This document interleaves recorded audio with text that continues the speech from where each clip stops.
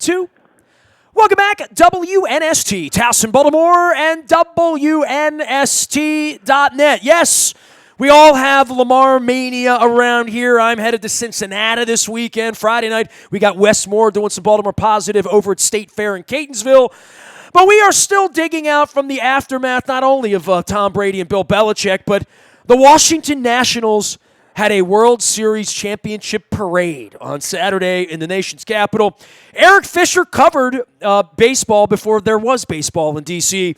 as a longtime insider at the Washington Times, then a long time at the Sports Business Journal, now with Sports Business Group. You can follow him at Eric Fisher SBG. That's Eric with a C. He's been my friend for a number of years and truly one of the insiders on all things Masson, antitrust, the Nationals, the history of the Nationals. And Eric, watching 7 games go to the visiting team and the Washington Nationals celebrate down in Houston last week and then have a parade, must be a little surreal for you, having been in on the front end of whether the franchise would ever exist or not, right?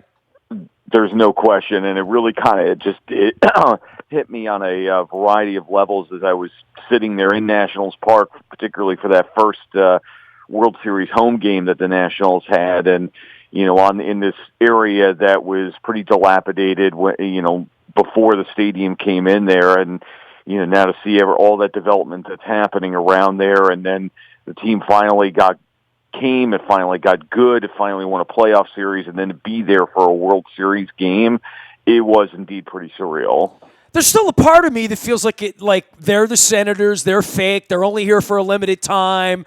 And then you go down there for an all-star game, as you and I remember enjoying a milkshake amongst other things down there last summer. I don't go to baseball games down there. I don't go to baseball games in my own town. I don't think baseball's very good right now. I don't even enjoy it on television right now. I don't like the shifts. I don't like the home runs. I don't like the walks. I don't like the strategy. I don't like the analytics. There's so many things about it. But I'm not the only one. No one's going to the games here in Baltimore. This stadium was built. We're now 23 months out on a lease, and I know I've talked to you in the past about Austin and Portland, and Maury Brown's out there in Vegas, and John Angelos living in Nashville, and I had to go accost John Angelos 6 weeks ago at a civic event to ask him if the Orioles were staying in town because there's no media left here. The aftermath of all of this and the championship, for me, and I'll ask you this, what does this mean for Baltimore with 23 months left on our lease? It certainly means that... Well, I think it just really kind of amplifies everything we talked about before, that you really need to see some kind of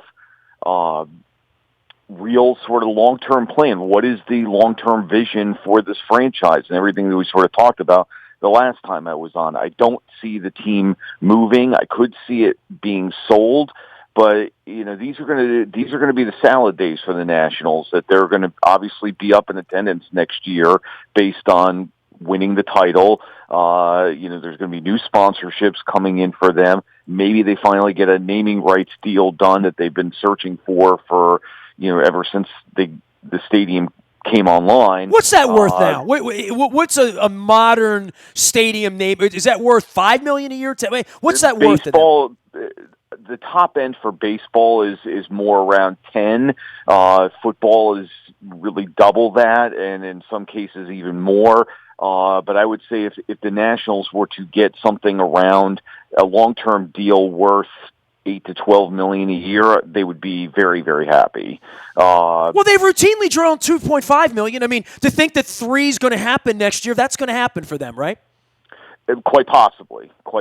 I think they're going to certainly be easily in that 2.8, 2.9 range, and see what happens in terms of weather and a few other kind of variables. But it's going to be obviously a strong total regardless, and it just amplifies that the Orioles need to sort of come out with what the vision is, and you sort of think about what the Cubs and the Astros and some of these other clubs did during the low ends of their rebuilds. They were out there sort of at the opening of a door in every single Kiwanis meeting and Chamber of Commerce event and so forth, trying to rally support around that long-term rebuild, and just seeing what's happening right down the road and really in the other direction too, because the Phillies just hired Joe Girardi, and they intend to be right back in the mix. They started good and then faded, obviously, in the back end of this past season, but you're going to be sort of pinched on both sides because, Philly looks to be back in the mix as well. Eric Fisher is our guest. You can follow him out on Twitter at Eric Fisher, SBG. The grand nature of the World Series and the games themselves and the way the game is played and all of that stuff, it really was a wonderful World Series, right? And incredibly unique with 7 visiting teams winning and a 7-game World Series and plenty of drama and plenty of big at-bats and plenty of comebacks. And the national story throughout October, it's about as good as it gets when you still have Strasburg, when you still have Zimmerman, despite the fact that he hangs out with treasonists on, wins a championship on Saturday and hangs out with treasonists on Monday. But that being said, the national story becomes a lot more rich in the aftermath of this for what they're going to be over the next 10 years. The interesting thing is, for as great as this Nationals run, the World Series itself took a little while to get going. That, those first few games, they weren't necessarily the most compelling of games. Had a number of 4-hour slogs in there, and it really wasn't until you got towards the back half of the series, and certainly the disputed interference call with Trey Turner in Game 6, and the comeback in Game 7. It really sort of ended strong, but I remember sort of talking with some other folks around Game 2, Game 3, that this thing could be a sweep. These games have not been really kind of compelling, and then the Astros kind of helped turn that around, and it actually ended up being a pretty entertaining World Series when it was all said and done. It's different for me. I'm in a baseball town where no one talks baseball anymore, right? And now Lamar Jackson's brought the purple fever to town for the next 3 months, and it's very, very easy to just forget the Orioles exist. Don't worry about them till April. They've canceled their winter carnival, Eric. You know what I mean? They have 23 months left on a lease. They've lost 100 games for the second year. They're going to lose 100 again. They're not going to be involved in free agency at all in the offseason. There's a turtle position for them. And when I read national baseball, everyone knows the game's changing. The audience was down for the World Series. Is there still some level of arrogance in those silos up in New York when you get together at the World Series where they all pat each other on the back and tell everybody everything's great, revenue's up, everything's perfect in baseball? Because where I'm sitting, and my last name's Aparicio, and I'm a baseball lifer, I can't tell you the next time I'm going to a baseball game and going to enjoy it. Like, I think the game's changed dramatically, and I think whenever the Orioles come back to being competitive again, the people who used to like baseball are going to go back, and there's no more hit and run. There's no more not shifting. There's no more starting pitching or Al Bunbury leading off or normal lineups or managers who even manage anymore. It's sort of managed from the general manager's seat and the analytics nerds taking over. This is a different game right now, and I've always sensed the arrogance from Major League Baseball, but I really feel like they do put their head in the sand a little and say, there are no problems, there are no problems, there are no problems. I think Rob has yelled about them, but I haven't seen any real movement. Other than some nets they've put up to protect themselves from fans getting killed with line drives, I don't think the game on the field's very good. Yeah, and they understand that. And actually, there's been a lot of testing going on, whether it be in the affiliated minors or this deal that they've got with the independent Atlantic League, what they're doing in their own Arizona Fall League. There is a lot of testing going on in terms of different rules and robotic umps and a lot of these different things. Now, whether that actually manifests itself in real material change at the major league level, still very much an open question. But they are experimenting with some things, and we'll see, again, if it bubbles up. But they know they have a quality of product issue, and this is also informing a lot of the discussions with the Players Association that there is a labor deal coming up in 2 years. They've actually started negotiating on a number of these issues already, way earlier than ever before, because, again, they know they have a problem. And, again, I think what you're referencing is sort of trying to put some of a brave face in some of the public comments, but deep down, they know they've got a quality product issue. Well, how are they going to fix it? I mean, I don't know that they're really going to get any movement from the nerds in the game, right? Like, they have to convince the owners, the real decision makers, that they have a problem. Well, you really highlight kind of one of the core conflicts beyond sort of owner versus player. And Manfred actually has spoken to this a little bit in some of his recent comments, that he's got sort of a owner versus owner issue, or even just within individual organizations, where you've got a lot of business and marketing people who are trying to figure out the way to put the most compelling product on the field. And then all the baseball operations people, to your point, their whole thing is, how do I win that next game? How do I win one more game? And all of the other considerations in terms of how the game looks and feels to a fan, and the kinds of things that you're talking about, those things are in direct conflict with each other, and again, within the league itself, within individual teams. And again, it's a big existential conflict that's going to inform what this next labor deal looks like. Well, you talk about the labor deal. I mean, I saw this week they're still trying to get Marvin Miller into the Hall of Fame in Cooperstown. They can't even figure out how to get that done. Labor peace 2 years from now, how bad is it as you know it to be? I think it's calmed down a little bit. We'll see what happens come February again in terms of the free agent market. But there was a lot of hurt feelings coming off of that. I have not heard as much about that since the start of this past season, because I think there was a lot of discussion, again, behind the scenes, because they started negotiating early, and I think a lot of those issues got aired out, and management has actually put out some proposals, maybe changing some of the signing deadlines. I think we've got another pretty rich free agent crop at the top of the list here, with Rendon and Strasburg and Cole and so forth, that they're going to get their money. So I get the sense that things are a little bit better now than they were this time last year. Yeah, don't ask Adam Jones about that, or any of the veteran players, right? Well, again, he was a mid-tier guy who got caught up because Machado and Harper waited so long to sign.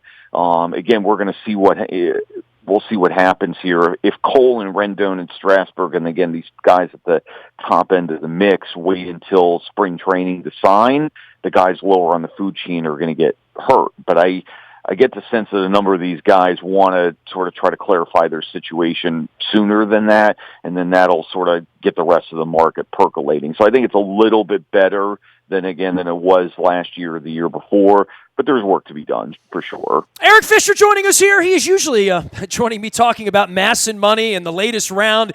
He is an attorney as well. Eric Fisher, SBG, longtime coverer of all things baseball locally at the Washington Times and Sports Business Journal, now with SportBusiness.com and the Sports Business Group as well, out on Twitter. Masson and all that, I've waited 15 minutes into this to even bring that part of it up. We talk about the lease here. We talk about 23 months, talk about losing a lot of games. The most amazing part of the Nationals, and, there's a part of me that would actually golf clap and cheer for them.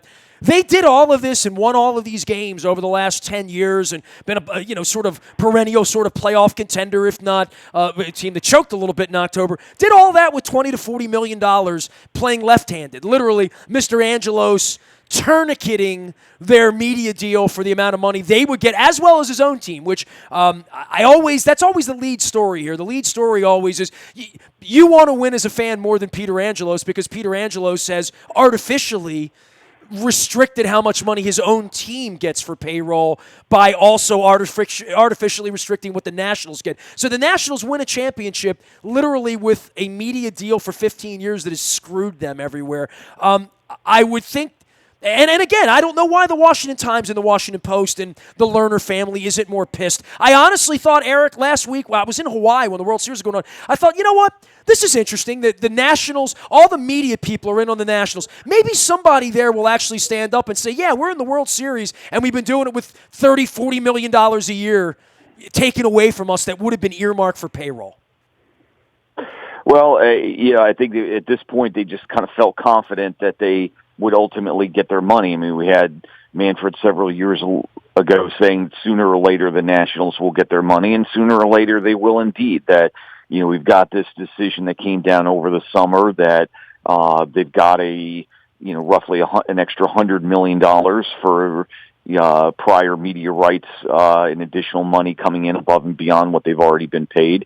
And where that thing kind of sits now is there's just some final skirmishing over final accounting in terms of when interest gets computed and how things sort of get accounted for against profit distributions. But we're into sort of the final accounting. But I think the Nationals sort of felt confident that they would ultimately prevail, and that's why they haven't screamed. They felt like they'll do their screaming in court, and in the end, they'll get their money. They're not looking to win any public. That's exactly right, and that money eventually will come their way. Well, all right, Eric Fisher, SBG, into another off-season of baseball. What's the biggest off-season story? What's going to happen between now and opening day that's a big deal in baseball? Well, I think a lot of these, certainly the free agent market, and seeing again if these top guys move a little quicker. But I think it's a lot of these sort of, on-play issues that we talked about, and not only just some of the rules things that are being tested in the fall league right now, but what sort of comes out relative to the ball itself. There was a lot of debate about that over the course of the season, whether it was too lively or not lively enough during the postseason. There's another scientific report that we're all expecting before the end of the year. It's probably going to come out somewhere right around the winter meetings in December. That's going to give a lot more sort of data in terms of what the performance has been over a very large sample size, and that'll sort of help inform what's going to happen going forward in terms of what needs to be done versus the quality control of the ball itself. So a lot of these things that kind of speak to what we're seeing on the field, and again, that quality level and entertainment level of the product on the field, that's a big thing that I'm watching. Well, I'm sure it's going to suck for you to go to the winter meetings in December out in San Diego. I feel for you. So tough life. Somebody's got to do it, I suppose. Hey, man, always a pleasure to hang out with you and talk about baseball with you. I wish we went to more games together. I wish you found yourself compelled to come to Camden Yards once in a while. We're just trying to keep the team here, Eric. So I will stay in touch with you. I'm glad you enjoyed the World Series. It's always great to have you on the program, pal. No problem. Eric Fisher, SBG, the way to find him out on Twitter. Been reading his work since the days of the Washington Times, and a lot of my Peter Principles work and a lot of my Masson series for dummies taken from some of his work back in the early 2000s in whether the Nationals would ever exist and what the payment would be to Mr. Angelos and how Baltimore would benefit from Washington having a team. I'm still trying to compute all that. I'll be blogging about what the Washington Nationals World Series means to Baltimore. Nasty at WNST.net finds me. Facebook, Twitter, LinkedIn, Snapchat, Instagram, doing the whole Baltimore positive thing. Make sure you're checking that out this week. Incredible conversation with Mark Weller from Port Covington up at Baltimore Positive, as well as Lena Wen, talking about all sorts of health issues and medical issues here in Baltimore and Planned Parenthood and beyond. All of that at Baltimore Positive. Big show on Friday night with Wes Moore at State Fair. Come on out for happy hour. One of the very interesting people from our area, Wes Moore. Looking forward to talking to him on Friday night, as well as Maggie McIntosh on Thursday. Next Thursday, Thiru Vignaraja joining us at Lexington Market and Fadley's for a crab cake. We'll talk about running for mayor of Baltimore. Nasty at WNST.net's the best way to find me. The buy at Toyota.com Audio Vault, always there for you 24 hours a day. We are WNST.net, AM 1570 and WNST Towson, Baltimore, and we never stop talking Baltimore sports.